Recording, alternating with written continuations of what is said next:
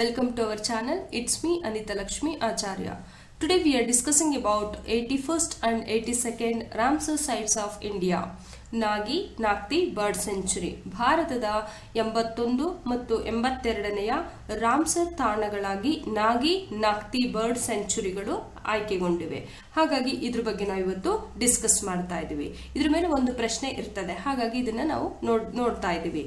Nagi and ನಾಕ್ತಿ wetlands ಅಂದ್ರೂ ಒಂದೇ, ಜೌಗು ಭೂಮಿ ಅಂದ್ರೂ ಒಂದೇ, ದೇವಭೂಮಿ ಅಂದ್ರೂ ಕೂಡ ಒಂದೇ, ರಾಮ್ಸರ್ ತಾಣಗಳು ಅಂದ್ರೂ ಕೂಡ ಒಂದೇ. ಹಾಗಾಗಿ ಅದ್ರ ಬಗ್ಗೆ ನೀವು ಹೆಚ್ಚು ಕನ್ಫ್ಯೂಷನ್ಸ್ ಆಗೋದು ಬೇಡ.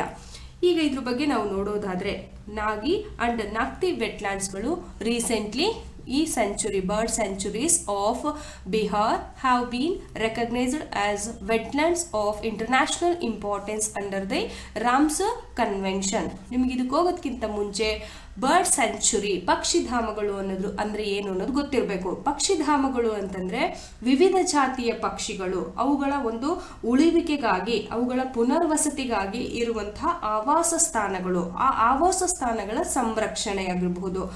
ಆ ಸಂರಕ್ಷಣೆಯೊಂದಿಗೆ ಅವುಗಳ ಸಂತಾನೋತ್ಪತ್ತಿಯನ್ನ ಮಾಡಲು ಪ್ರೋತ್ಸಾಹ ಮಾಡುವಂತಹ ಆ ಭೂ ಪ್ರದೇಶಗಳನ್ನ ನಾವೇನಂತ ಕರಿತೀವಿ, ಬರ್ಡ್ ಸ್ಯಾಂಚುರಿ ಅಂತ ಹೇಳಿ ಕರಿತೀವಿ. ಈ ಬರ್ಡ್ ಸ್ಯಾಂಚುರಿಗಳು ಈಗ ಪ್ರಸ್ತುತವಾಗಿ ನಾವು ಬಿಹಾರದಲ್ಲಿ ನಾವು ನೋಡ್ತಾ ಇದೀವಿ. Have been recognised as wetland international, ಅಂತಾರಾಷ್ಟ್ರೀಯತೆಯ ಪ್ರಾಮುಖ್ಯತೆಯನ್ನು ಪಡೆದಂತಹ ಜೌಗ ಪ್ರದೇಶವೆಂದು ಅಥವಾ ವೆಟ್ಲ್ಯಾಂಡ್ಸ್ಗಳೆಂದು ಇವುಗಳನ್ನು ಆಯ್ಕೆ ಮಾಡಲಾಗಿದೆ. The sanctuaries are located in the Jaja forest range of Jamia district in Bihar. ಬಿಹಾರದ ಒಂದು ಜಾಮಿಯಿ ಅನ್ನೋ ಒಂದು ಜಿಲ್ಲೆಯಲ್ಲಿ ಜಾಜಾ ಅರಣ್ಯ ಶ್ರೇಣಿಯಲ್ಲಿ ಇವುಗಳನ್ನು ನಾವು ನೋಡಬಹುದಾಗಿದೆ. Have been recognized for their ecological importance and biodiversity, particularly has habitat for migratory birds. ಇವುಗಳನ್ನು ಮುಖ್ಯವಾಗಿ ಯಾಕೆ ಇದನ್ನ ಇವುಗಳನ್ನ ಸೆಲೆಕ್ಟ್ ಮಾಡಿದ್ದು ಅಂದ್ರೆ ಅವುಗಳು ಕೊಡುವಂತಹ ಪರಿಸರಕ್ಕೆ ಕೊಡುವಂತಹ ಪ್ರಾಮುಖ್ಯತೆ, ಅಲ್ಲಿ ಜೀವ ವೈವಿಧ್ಯತೆಗಳ ಒಂದು ಸಂರಕ್ಷಣೆ, ಮುಖ್ಯವಾಗಿ ಅಲ್ಲಿ ವಲಸೆ ಹಕ್ಕಿಗಳಿಗೆ ಪ್ರಮುಖ ಆವಾಸ ಸ್ಥಾನವಾಗಿವೆ ಯಾವುದು ನಾಗಿ ಮತ್ತು ನಾಕ್ತಿ ವೆಟ್ಲ್ಯಾಂಡ್ಸ್ಗಳು. ಹಾಗಾಗಿ ಅವುಗಳ ಉದ್ದೇಶದಿಂದನೇ ಇವುಗಳನ್ನ ರಾಮ್ಸರ್ ಸೈಟ್ಗಳಾಗಿ ನೇಮಕ ಮಾಡಲಾಗಿದೆ. ಈಗ ಪ್ರಸ್ತುತವಾಗಿ ನಾವು ಬಿಹಾರ ಅಂತೇಳಿ ನಾವು ನೋಡಿದ್ವಿ. ಬಿಹಾರದ ಕ್ಯಾಪಿಟಲ್ ಸಿಟಿ ಬಂದ್ಬಿಟ್ಟು ಪಾಟ್ನಾ. ಈ ನಾಗಿ ನಾಕ್ತಿಗಳು ಬಿಹಾರದಲ್ಲಿ 81, 82 ವೆಟ್ಲ್ಯಾಂಡ್ಸ್ ಗಳಾಗಿ ಅಥವಾ ರಾಮ್ಸರ್ ಸೈಟ್ಗಳಾಗಿ ಸೇರ್ಪಡೆಗೊಂಡಿವೆ. ಟೋಟಲ್ ಬಿಹಾರದಲ್ಲಿ ಇವುಗಳನ್ನ ಸೇರ್ಕೊಂಡೆಷ್ಟಾಯ್ತು, 3 wetlands sites under the Ramsar site. ಇವೆರಡನ್ನ ಸೇರಿ 3 ವೆಟ್ಲ್ಯಾಂಡ್ಸ್ ಗಳನ್ನ, ಜೌಗು ಪ್ರದೇಶಗಳನ್ನ ನಾವು ನೋಡ್ತಾ ಇದೀವಿ. ಹಾಗಾದ್ರೆ ಇವಕ್ಕಿಂತ ಮೊದಲು ಇದ್ದದ್ದು ಯಾವುದು? The first one was Kanwar Lake in Begusarai district, which was declared a Ramsar site in 2020. ಯಲ್ಲಿ ಕನ್ವರ್ ಲೇಕ್ ಅನ್ನೋ ಒಂದು ಜಾಗವನ್ನ ಬೆಗುಸರಾಯ್ ಡಿಸ್ಟ್ರಿಕ್ಟ್ ಅಲ್ಲಿ, ಆ ಜಿಲ್ಲೆಯಲ್ಲಿ ಕಂಡು ಬರುವಂತಹ ಈ ಲೇಕ್ ಅನ್ನ 2020ರಲ್ಲೇ ರಾಮ್ಸರ್ ತಾಣವಾಗಿ ಅಥವಾ ವೆಟ್ಲ್ಯಾಂಡ್ ಆಗಿ ಅಥವಾ ಜೌಗು ಭೂಮಿಯಾಗಿ ಇದನ್ನ ಡಿಕ್ಲೇರ್ ಮಾಡಲಾಯಿತು. With the inclusions of Nagi and Nakti bird sanctuary, India now has 82 Ramsar sites. ಪ್ರಸ್ತುತವಾಗಿ ಇವುಗಳನ್ನೆಲ್ಲವನ್ನ ಸೇರ್ಕೊಂಡು 82 ರಾಮ್ಸರ್ ತಾಣಗಳಾಗಿ ನಾವು ಈಗ ನೋಡ್ತಾ ಇದ್ವಿ. ಇನ್ ದ ಪಾಸ್ಟ್ 10 years, ಕಳೆದ 10 ವರ್ಷಗಳಲ್ಲಿ India's number of Ramsar sites has increased from 26 to 82. ಕಳೆದ 10 ವರ್ಷಗಳಲ್ಲಿ ಭಾರತದ ರಾಮ್ಸರ್ ತಾಣಗಳ ಸಂಖ್ಯೆ 26ರಿಂದ 82ಕ್ಕೆ ಹೆಚ್ಚಾಗಿದೆ. With 40 sites added in the last 3 years alone. ಕಳೆದ 3 ವರ್ಷಗಳಲ್ಲೇ 40ಕ್ಕಿಂತ ಹೆಚ್ಚು ವೆಟ್ಲ್ಯಾಂಡ್ಗಳು ಅಥವಾ ಜೌಗು ಪ್ರದೇಶಗಳು ಈ ರಾಮ್ಸರ್ ತಾಣಗಳ ಪಟ್ಟಿಯಲ್ಲಿ ಸೇರ್ಪಡೆಗೊಂಡಿದೆ. Reflecting the countries commitment to wetland conservation. ಇವುಗಳ ಸಂಖ್ಯೆ ಹೆಚ್ಚಾಗ್ತಿರೋದ್ರಲ್ಲೇ ನೋಡಬಹುದು ಭಾರತ ಈ ವೆಟ್ಲ್ಯಾಂಡ್ಸ್ ಗಳಿಗೆ, ಜೌಗು ಪ್ರದೇಶಗಳಿಗೆ ಎಷ್ಟು ಪ್ರಾಮುಖ್ಯತೆಯನ್ನು ಕೊಟ್ಟು ಅವುಗಳನ್ನು ಸಂರಕ್ಷಣೆ ಮಾಡ್ತಾ ಇದೆ ಅನ್ನೋದಕ್ಕೆ ಸಾಕ್ಷಿಯಾಗಿದೆ. ಹಾಗಾಗಿ ಭಾರತದಲ್ಲಿ ಪ್ರಸ್ತುತ 82 ರಾಮ್ಸರ್ ತಾಣಗಳನ್ನು ನಾವು ನೋಡಬಹುದಾಗಿದೆ. ಈಗ ಈ ರಾಮ್ಸರ್ ತಾಣಗಳು ಬಿಹಾರದಲ್ಲಿ ಎಲ್ಲಿದೆ ಅಂತ ನೋಡೋದಾದ್ರೆ, ಬಿಹಾರ ರಾಜ್ಯದಲ್ಲಿ, ಇಲ್ಲಿ ನಾವು ಬಿಹಾರವನ್ನ ಈ ಮ್ಯಾಪ್ ಅಲ್ಲಿ ನೋಡ್ತಾ ಇದ್ವಿ. ಬಿಹಾರದ ಒಂದು ಕ್ಯಾಪಿಟಲ್ ಸಿಟಿ ಯಾವುದು? ಪಾಟ್ನಾ. ಇದು ಎಷ್ಟು ಒಂದು ರಾಜ್ಯಗಳನ್ನ ಬಾರ್ಡರ್ ಮಾಡಿದೆ. ಈ ಕಡೆ ಒಂದು ವೆಸ್ಟಿಗೆ ಉತ್ತರ ಪ್ರದೇಶ್, ಸೌತ್ಗೆ ಜಾರ್ಖಂಡ್, ಈ ಈಸ್ಟಿಗೆ ವೆಸ್ಟ್ ಬೆಂಗಾಲ್, ನಾರ್ತ್ಗೆ ಬಂದ್ಬಿಟ್ಟು ಈ ಕಂಟ್ರಿ ದಟ್ ಈಸ್ ನೇಪಾಳ್ ಕಂಟ್ರಿಯನ್ನ ಇದು ಬಾರ್ಡರ್ ಮಾಡಿದೆ. ಈ ಬಿಹಾರ ರಾಜ್ಯದಲ್ಲಿ ಜಾಮುಯಿ ಡಿಸ್ಟ್ರಿಕ್ಟ್ ಅನ್ನ ನಾವು ಈ ಭಾಗದಲ್ಲಿ ನೋಡ್ತಾ ಇದ್ವಿ. ಇಲ್ಲಿ ನಾವು ಮೆನ್ಷನ್ ಮಾಡಿದ್ವಿ ನಾಗಿ ಮತ್ತು ನಾಕ್ತಿ ಡ್ಯಾಮ್ಗಳನ್ನ ನಾವು ಇಲ್ಲಿ ಕಾಣಬಹುದು. ಇನ್ನು ಸ್ಪಷ್ಟವಾಗಿ ನೋಡೋದಾದ್ರೆ ಈ ಒಂದು ಇಮೇಜ್ ಅಲ್ಲಿ ನಾವು ನೋಡ್ತಾ ಇದ್ವಿ ನಾಕ್ತಿ ಡ್ಯಾಮ್ ವೈಲ್ಡ್ ಲೈಫ್ ಸೆಂಚುರಿ, ನಾಗಿ ಡ್ಯಾಮ್ ವೈಲ್ಡ್ ಲೈಫ್ ಸೆಂಚುರಿ. ಇದಕ್ಕೂ ಮುಂಚೆ ಇದ್ದಿದ್ದು ಕನ್ವಾರ್ ತಾಲ್ ಅಥವಾ ಕನ್ವಾರ್ ಲೇಕ್ ಅನ್ನ ನಾವು ರಾಮ್ಸರ್ ಸೈಟ್ಗಳಾಗಿ ಟೋಟಲ್ ಬಿಹಾರದಲ್ಲಿ 3 ರಾಮ್ಸರ್ ಸೈಟ್ಗಳನ್ನ ನಾವು ನೋಡಬಹುದು. ರೈಟ್ ನಾವು ನ್ಯೂಸ್ ಅಲ್ಲಿರೋದು Nakti and Nagi. This is a Jhajha forest range ಈ ಪ್ಲೇಸ್ ಆಗಿದೆ. ಹೀಗೆ ನಾವು ಈ 2 ಪ್ರದೇಶಗಳನ್ನ ನಾವು ನೋಡಬಹುದಾಗಿದೆ. ಇನ್ನು ನಾಗಿ ಬರ್ಡ್ ಸ್ಯಾಂಚುರಿ ಅಂತ ನೋಡೋದಾದ್ರೆ, this bird sanctuary was notified as 81st Ramsar site of India. 81ನೇ ರಾಮ್ಸರ್ ತಾಣವಾಗಿ ಈಗ ಇದು ನೇಮಕಗೊಂಡಿದೆ. 81ನೇ ರಾಮ್ಸರ್ ತಾಣ ಯಾವುದು ಅಂತಾದ್ರೂ ಕೇಳ್ಬೋದು, ಯಾಕಂದ್ರೆ ರೀಸೆಂಟ್ ನ್ಯೂಸ್ ಅಲ್ಲಿ ಇರೋದ್ರಿಂದ ಪ್ರಶ್ನೆ ಕೇಳೋ ಚಾನ್ಸಸ್ ಇದೆ. ಅಥವಾ ನಾಗಿ ಬರ್ಡ್ ಸ್ಯಾಂಚುರಿ ಎಷ್ಟನೆಯ ಒಂದು ರಾಮ್ಸರ್ ಸೈಟ್ ಆಗಿ ನೇಮಕಗೊಂಡಿದೆ ಅಂತಾದ್ರೂ ಕೇಳ್ಬೋದು. This area spread over 791 hectares in Jamui district of ಬಿಹಾರದ ಒಂದು ಜಾಮಿಯಾ ಡಿಸ್ಟ್ರಿಕ್ಟ್ ಅಲ್ಲಿ ನಾವು ನೋಡ್ತಾ ಇದ್ವಿ. It is a man made site created by constructing a dam on the Nagi ರಿವರ್ಗೆ ಈ ಒಂದು ಡ್ಯಾಮ್ ಅನ್ನ ಕಟ್ಟಲಾಗ್ತಾ ಇದೆ. ಇಟ್ support over the 75 bird species, 75 ಪಕ್ಷಿ ಪ್ರಭೇದಗಳು, 33 ಫಿಶ್ ಮೀನು ಪ್ರಭೇದಗಳು, 12 aquatic plants with significant the populations of bar headed geese ಗಳನ್ನ ಕೂಡ ಇಲ್ಲಿ ನಾವು ನೋಡಬಹುದಾಗಿದೆ. On the Indo Gangetic plane.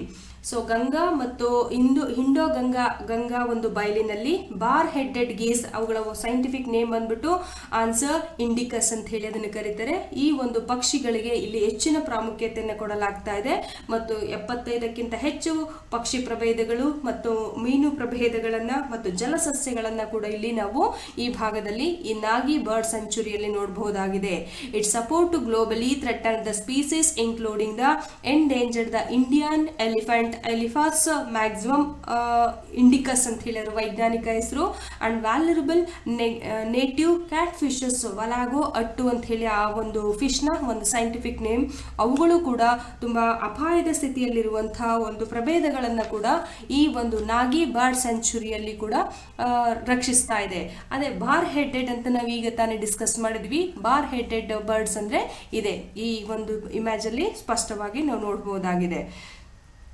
Bar headed ಇಲ್ಲಿ ಮೆನ್ಷನ್ ಮಾಡಿದ್ದಾರೆ ನೋಡಿ, ಬಾರ್ ಹೆಡೆಡ್ ಇವೆ. ಬಾರ್ ಈ ಭಾಗದಲ್ಲಿ ಬಾರ್ ಇರೋದ್ರಿಂದ ಇದನ್ನ ಬಾರ್ ಹೆಡೆಡ್ ಅಂತ ಕರಿಬಹುದು ಅನ್ಸುತ್ತೆ.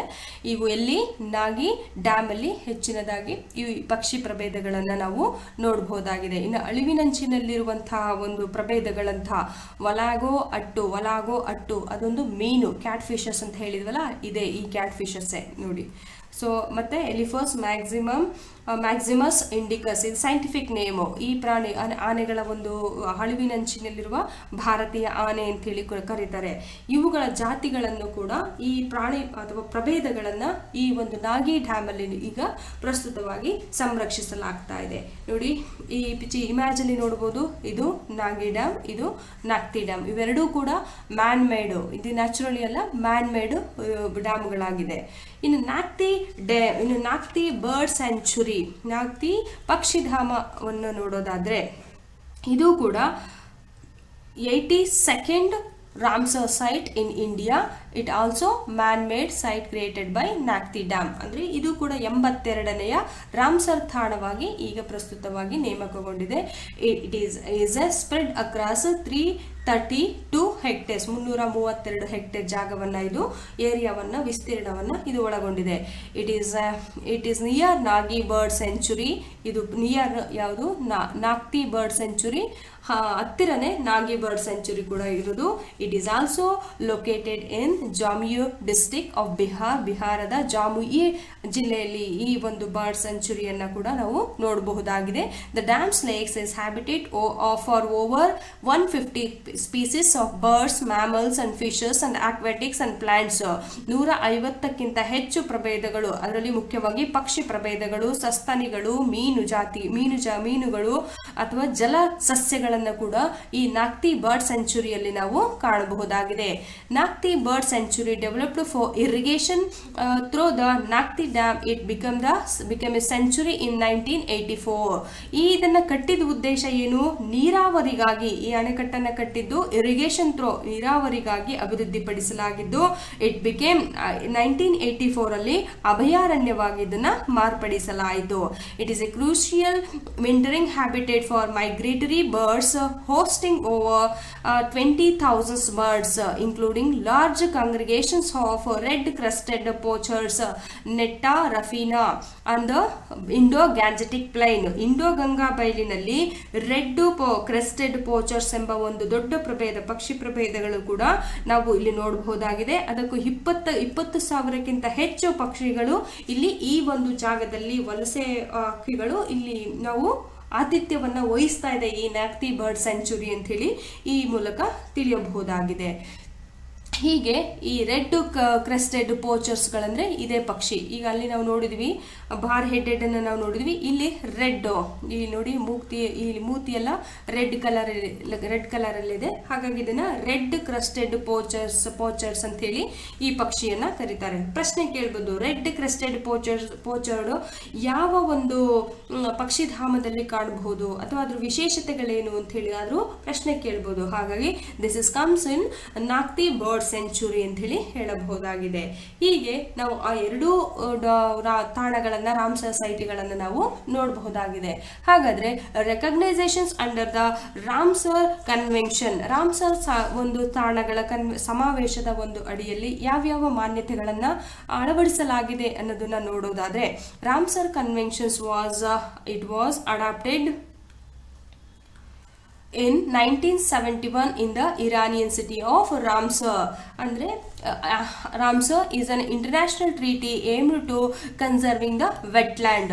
ರಾಮ್ಸರ್ ಸಮಾವೇಶವನ್ನ 1971ರಲ್ಲಿ ಇರಾನ್ ದೇಶದ ಒಂದು ರಾಮ್ಸರ್ ಅನ್ನೋ ಒಂದು ತಾಣದಲ್ಲಿ ಅಥವಾ ಒಂದು ಜಾಗದಲ್ಲಿ ಅಥವಾ ಒಂದು ಸಿಟಿಯಲ್ಲಿ ಈ ಒಂದು ಅಂತಾರಾಷ್ಟ್ರೀಯ ಒಪ್ಪಂದವನ್ನ ಮಾಡಿಕೊಳ್ಳಲಾಯಿತು. aimed to conserving the wetland. ಜೌಗು ಭೂಮಿಗಳಿಗೆ ಸಂಬಂಧಿಸಿದಂತೆ, ಅವುಗಳ ಸಂರಕ್ಷಣೆಗೆ ಸಂಬಂಧಿಸಿದಂತೆ ಇವುಗಳನ್ನ ಒಂದು ಸಮಾವೇಶವನ್ನ ಕೈಗೊಳ್ಳಲಾಯಿತು.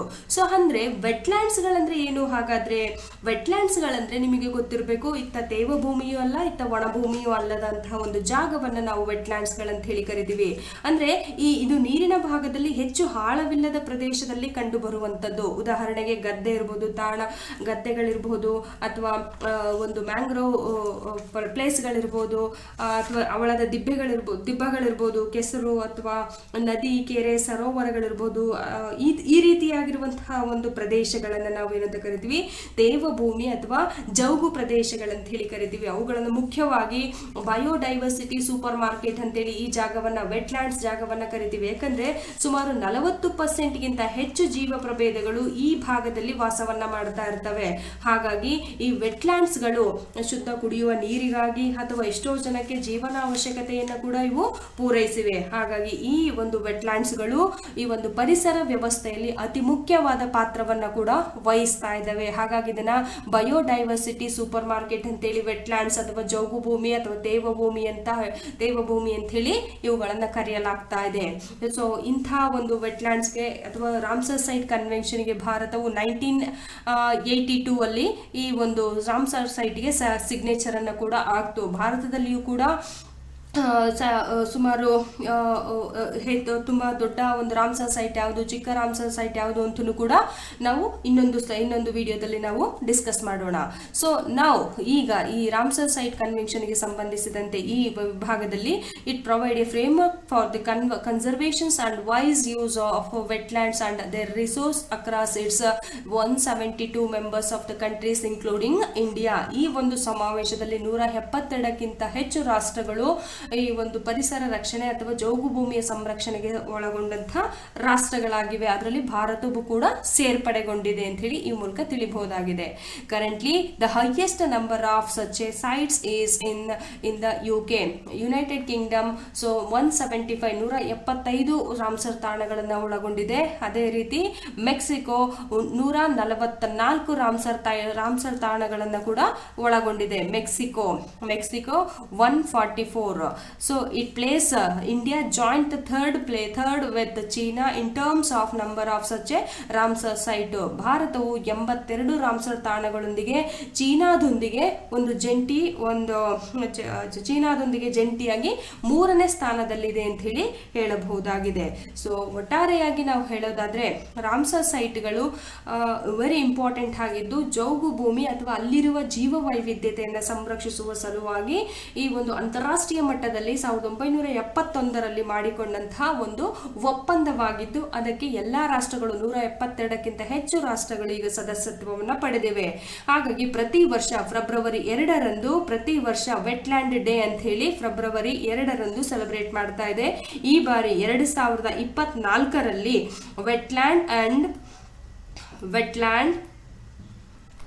ವೆಟ್ಲ್ಯಾಂಡ್ ಹ್ಯೂಮನ್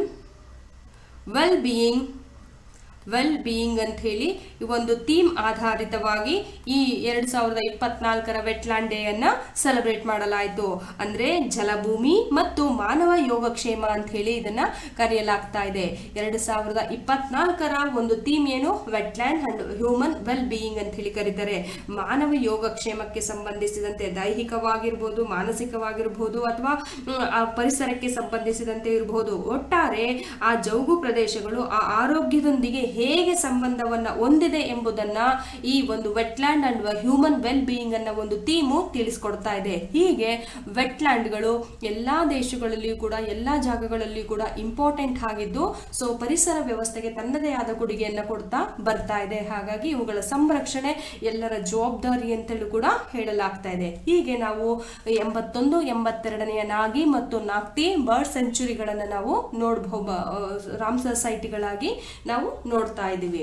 ಸೊ ಇಷ್ಟು ನಮಗೆ ಬಂದಂತಹ ವಿಚಾರ, ನಮಗೆ ಸಿಕ್ಕಿದ್ದ ವಿಚಾರನ ನಿಮಗೆ ಪಡಿಸಿದ್ದೀವಿ. ಏನಾದರೂ ಇದ್ರೆ ಕಾಮೆಂಟ್ ಮೂಲಕ ತಿಳಿಸಿ ಅಂತ ಹೇಳ್ತಾ ಈ ಒಂದು ಸೆಷನ್ ಅನ್ನು ಮುಗಿಸ್ತಾ ಇದ್ದೀವಿ. ಸೊ ಪ್ಲೀಸ್ ಸಬ್ಸ್ಕ್ರೈಬ್ ಅಂತ ಹೇಳ್ತಾ thank you so much. Next ವಿಡಿಯೋದೊಂದಿಗೆ ಮತ್ತೊಮ್ಮೆ ಬರ್ತೀನಿ. Thank you, bye.